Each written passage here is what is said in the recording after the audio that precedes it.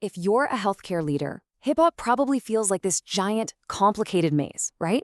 A bunch of rules, a ton of risks. But what if you could flip that script?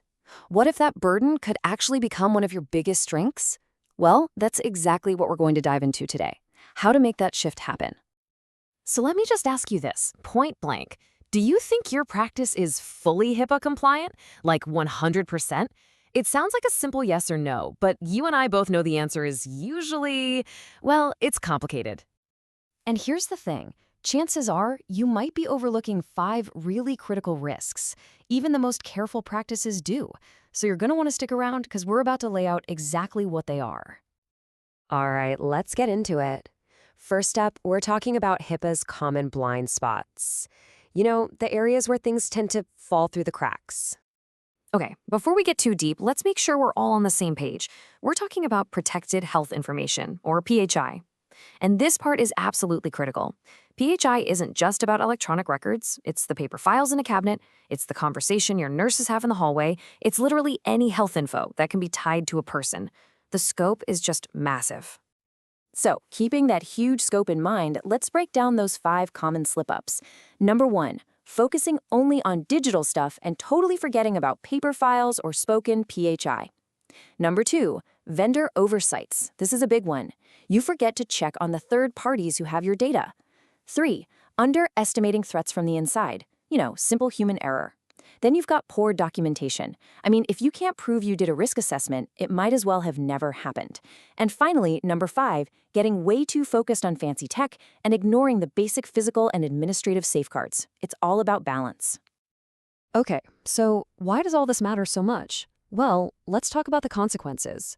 This is where we get into the really high cost of failure. And the scale here is just staggering. And this isn't some made-up scenario. 500,000. That's how many patient records were compromised in a single phishing breach this year. Think about that. One slip-up and 500,000 people's private information is out there. And wow, the financial hits are just as big. Take a look at this. $2 million. That's the fine one telehealth company got hit with. And for what? For not having adequate encryption. A single technical safeguard that got missed. And boom, a $2 million price tag. And believe me, these are not just one-off horror stories. This stuff is happening all the time. We're seeing around 650 data breaches reported every single year. So this isn't a what-if situation. It's a win. It's a constant threat you have to be ready for. So with all these threats flowing around, you have to wonder, how are practices actually feeling? Well, the data shows there's a huge confidence gap. More than half, a full 55%, admit they don't feel fully compliant. So if you're sitting there feeling a little unsure, guess what? You are in the majority. You're not alone in this. Okay, so that was a lot of the scary stuff. But here's the pivot. The good news is there's a clear path out of this cycle. You can actually move from that constant headache to a system of what we can call repeatable wins.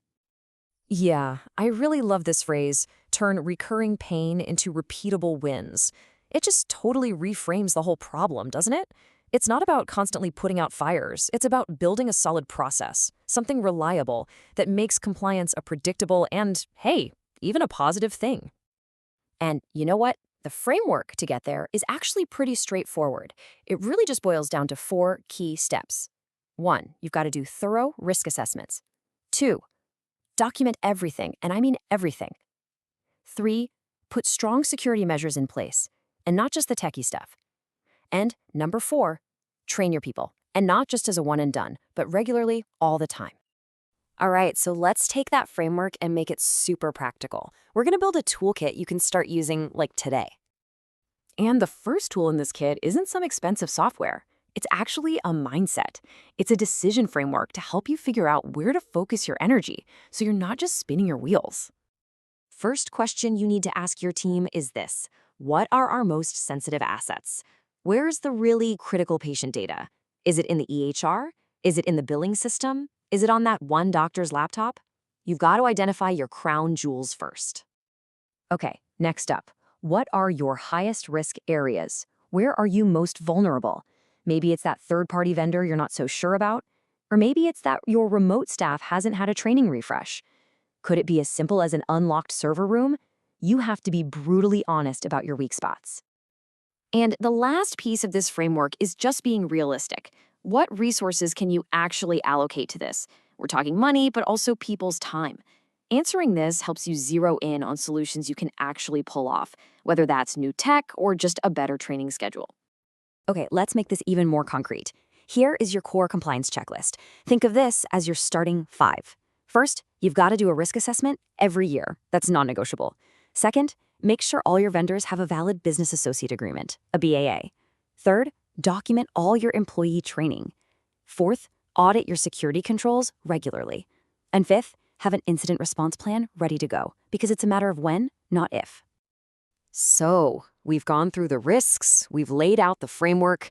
Now, how do you get started? Let's talk about the very first steps you can take to build some real momentum. So, here are 3 things you can literally do as soon as this is over. Step 1. Kick off a risk assessment with your current team. You don't need to wait for some big budget or outside consultant. Just start. Step 2. Open up the calendar right now and schedule recurring training for the rest of the year. Put it on the books. And step 3, start looking into some of the newer tech out there. Things like AI that can monitor who's accessing what and flag anything that looks sketchy. It's a game changer. Let's just wrap up with a thought that really brings it all home. At the end of the day, HIPAA isn't just about dodging fines or checking a box. It's about your commitment to your patients. It's about protecting their privacy, their security, and ultimately, their trust in you. And in the world of healthcare, trust is everything. It's the most valuable asset you have.